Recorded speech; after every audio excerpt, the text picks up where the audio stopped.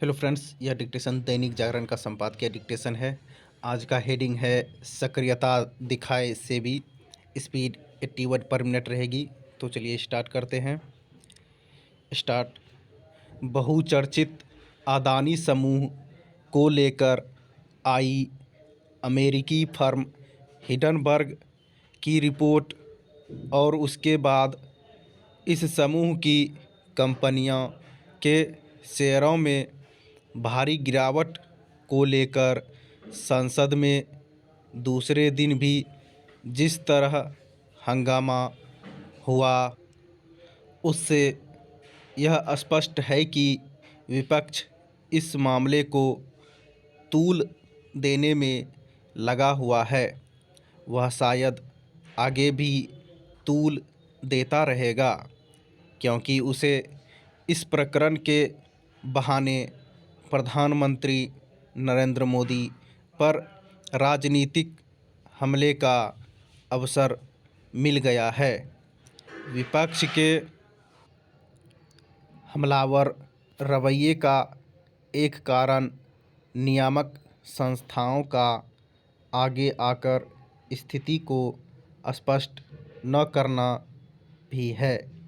Hindenburg की report आए करीब 10 दिन हो गए हैं, लेकिन अभी तक हमारी नियामक संस्थाओं और विशेष रूप से सेबी ने वैसी तत्परता नहीं दिखाई है जैसी अपेक्षित थी।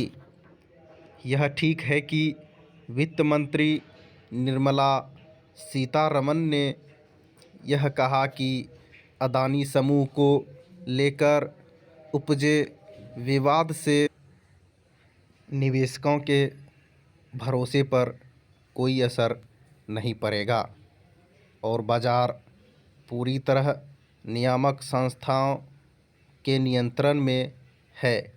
लेकिन प्रश्न यह है कि ये संस्थाएं उन सवालों का ठोस जवाब देने के लिए आगे क्यों नहीं आ रही है, जो सतह पर उभर आए हैं। ध्यान रहे कि इन सवालों का सही तरह समाधान अदानी समूह की ओर से दिए गए जवाबों से नहीं हो सका है, और शायद यही कारण है कि शेयर बाज़ार में उसकी कंपनियों के शेयरों के भाव गिरते चले जा रहे हैं।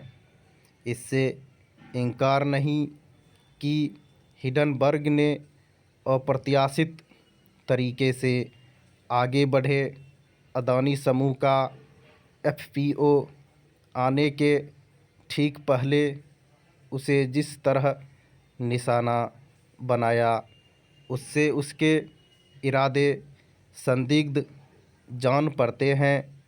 लेकिन उसने जो सवाल उठाए हैं उनका समुचित जवाब तो सामने आने ही चाहिए, न केवल इस समूह की ओर से बल्कि नियामक संस्थाओं की ओर से भी। इसमें देरी इसलिए नहीं होनी चाहिए क्योंकि अदानी समूह को कर्ज देने वाले बैंकों का भी जोखिम बढ़ सकता है। इससे संतुष्ट नहीं हुआ जा सकता कि रिजर्व बैंक ने बैंकों से यह पूछा है कि उन्होंने अदानी समूह को कितना कर्ज दिया है, क्योंकि कायदे से अब तक तो उसे इस जानकारी से लैस हो जाना चाहिए था। इससे भी अधिक आवश्यक यह है कि सेबी को समय रहते सक्रियता दिखानी चाहिए थी। सेबी इससे अपरिचित नहीं हो सकता कि अस्पष्टता और विश्वास के वातावरण में शेयर बाज़ार किस तरह व्यवहार करता है। सच तो यह है कि उसे अदानी समूह के मामले में अपने ठोस निष्कर्षों के साथ अपनी प्रतिक्रिया इस तरह देनी चाहिए थी जिससे देश के साथ दुनिया को यह संदेश जाता कि कॉरपोरेट गवर्नेंस के मामले में सभी मानकों का पालन किया जा रहा है।